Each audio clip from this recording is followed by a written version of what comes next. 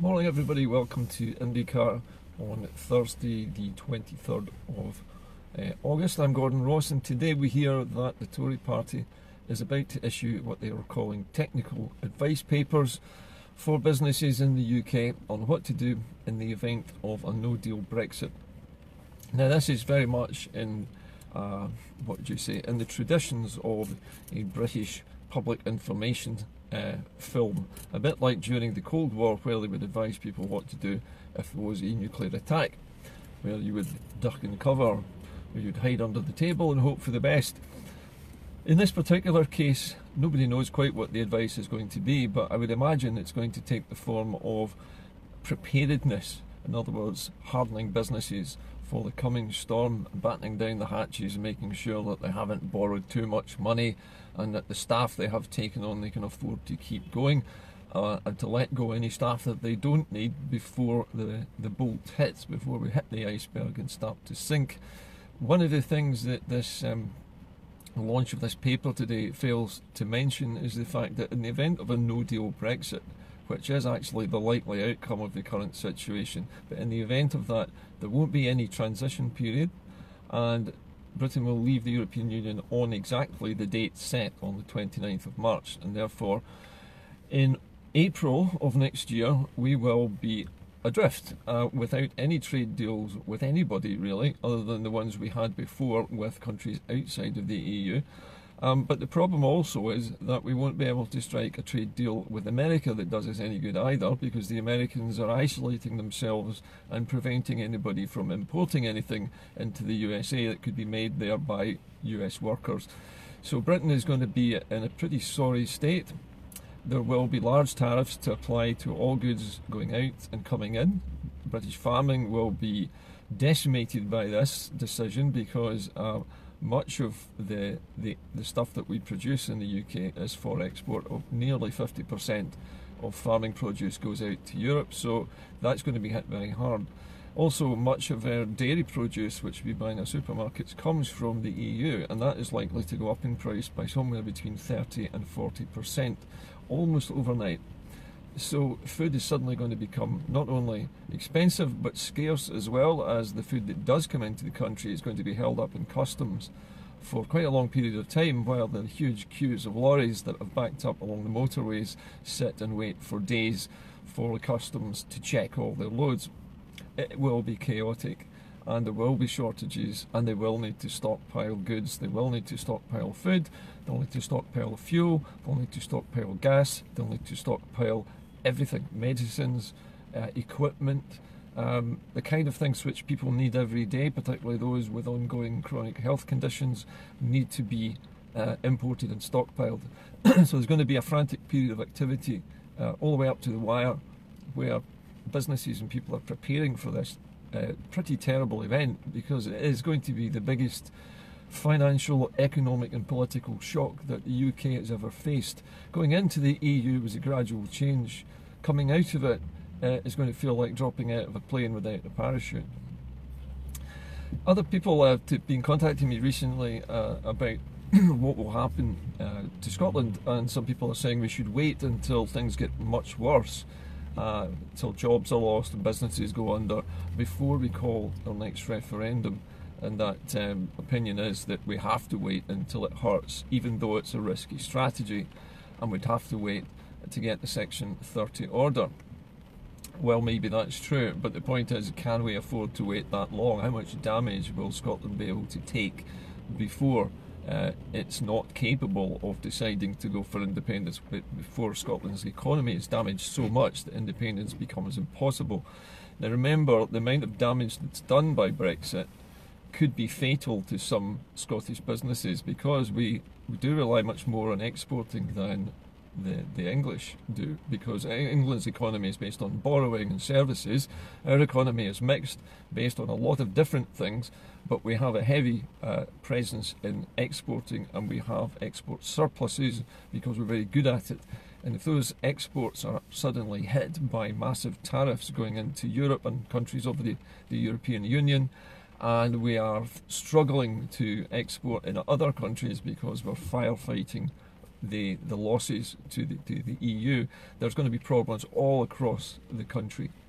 How long can we afford to wait? And this is what businesses are going to have to think about, not just about how to ride out the storm, but will there be enough business left for many of these smaller exporters to carry on, or will they simply go under? Or maybe they're going to be uneconomical, maybe they'll be taken over, maybe foreign companies will swoop in and buy up the weaklings and just asset strip them. This is what happens when you have a major shock like this.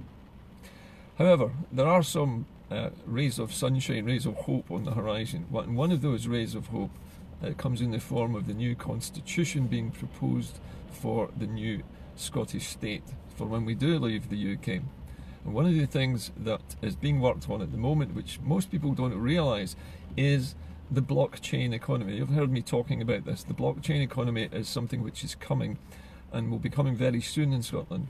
And the idea of blockchain is it allows citizens, every citizen will have the right to vote on every single major decision taken by the Scottish Government after independence. And in that, written into that constitution, will be that fundamental human right to vote on every single big issue that affects you, including things like leaving unions with other countries, changing trading arrangements with countries, changing your defence posture, going into alliances with other countries for defence, signing contracts with foreign governments that are very important to everybody across the whole of Scotland.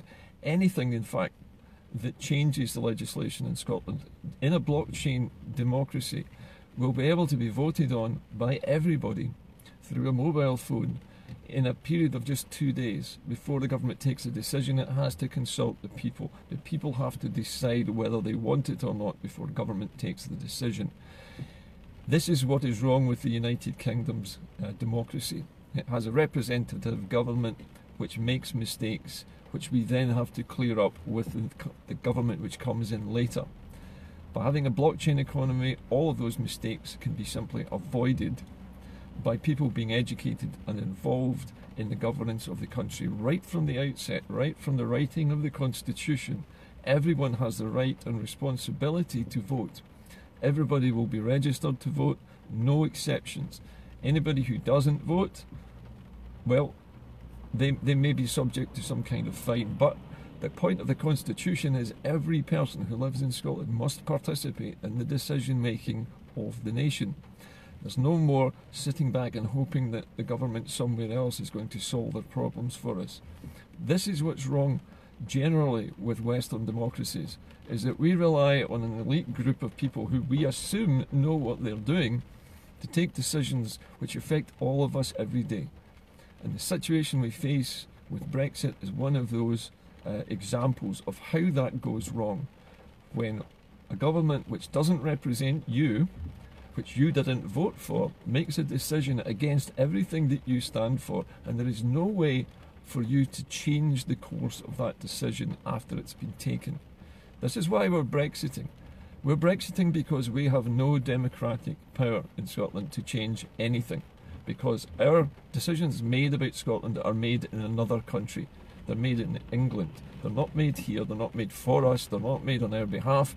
They're not made for our benefit. They are made for the benefit of 55 million people in the neighbouring country. This is what's wrong. Scotland's new democracy will have no queen, no king. It will have no lords. It will have no aristocracy. It will just simply have people who are all equal in the eyes of the law. And every person will have an equal right to a part in the decision making of the country. So every time we come to a major national either crisis or decision or big choice to be made, then everybody will be involved in it, everybody will be fully engaged, and everybody will be fully fact-checking everything before they decide how to vote. It's not going to be a case of a slogan on the side of a bus is what sways the population. It has to be, we have to educate ourselves. We have to take part in democracy. It's not good enough anymore for a country like Scotland to sit back and let other people take our decisions for us. Look where it's got us. It's got us to this point. Scotland's now on the brink of having its entire economy trashed by another country's decisions.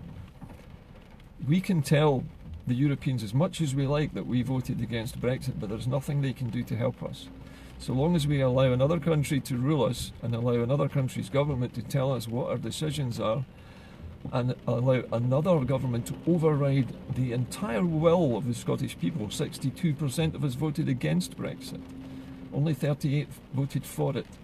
Had Scotland been running its own affairs, we would not be Brexiting in this way. We would have a referendum on other choices for how to deal with the EU.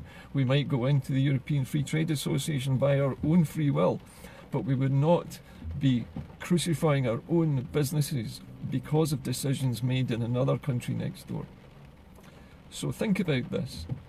Scotland is not just, independence is not just about releasing ourselves from the UK. It's about taking control of everything that we do. The people of Iceland already do this very successfully, and they recovered much faster from the economic crash of 2008 than any other country on the planet, because they have a direct democracy. They simply deposed the people who made the mistakes. They jailed the bankers who caused the crash.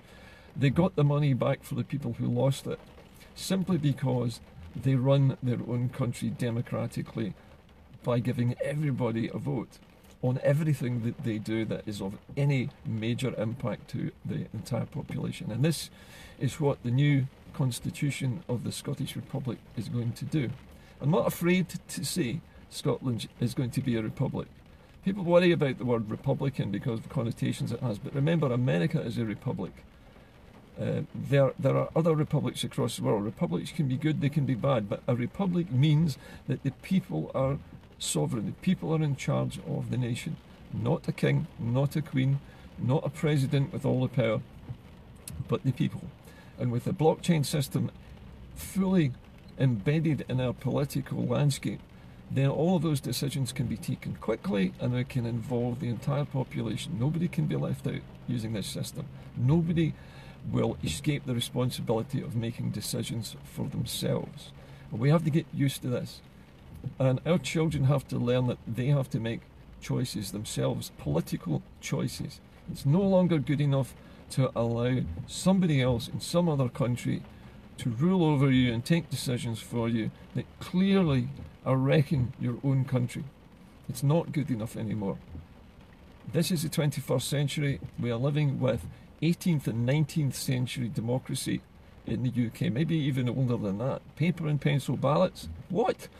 21st century, you've got a fully computerized, satellitized planet. Everybody's interconnected. There's no reason on earth why we still vote with paper, and there's certainly no reason on earth why we should be using postal votes in this day and age.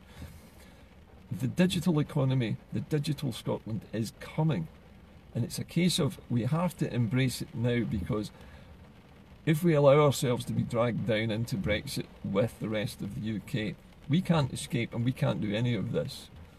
This is a one-off chance. This is a one-shot, take it or leave it deal.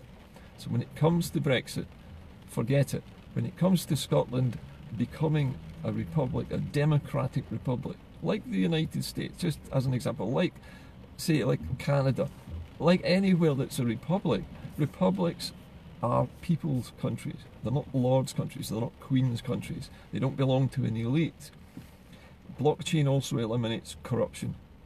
The way that this system is designed in the Constitution means that no politician can scam, no politician can run up higher expenses. Everything is capped, everything is watched, everything is in the open, and all the population can see it. None of the politicians, none of the businesses can lobby politicians. Everything will be open.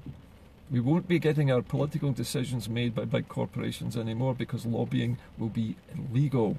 All right? The point of this is that the country is run by its people for the people. Okay? We're not talking about a socialist republic here. We're talking just about people power, educated people making choices based on facts, using a modern system. It already happens in countries in Europe. Slovenia has the first blockchain economy, and it is going like a steam train. It has the best growing economy of any small country in its situation. There are other countries which are adopting it as well, but Scotland needs it. Not only does it need it, but Scotland deserves it, probably more than any other country that I know. We have been made to suffer for 300 years for a mistake made by a very small number of unelected people 300 years ago. That has to stop. We have to get control back, not of our country, but of everything, of all the levers of power. It's not good enough just to say to the SNP, all right, we've won a referendum and it's your turn just to govern Scotland. That's not what I want. What I want is a fully engaged blockchain democracy where everybody has a role to play. And we don't just trust parties anymore. We've seen where that leads. We need the SNP to help us get there. We need the SNP to provide the means to vote to leave the UK so that we can make this happen. It's not a pipe dream, it's not a utopia, it's a realistic, technological, fully involved democracy that is practical, pragmatic, agile and fit for the purpose in the 21st century. And we can do it, and we're probably going to be better at it than anybody else. I'll leave you with those thoughts today, but when it comes to Brexit and the doom and gloom today, just remember that there is an answer to this. And the answer to this is going to be far, far better than anything Brexit could ever deliver. Bye for now.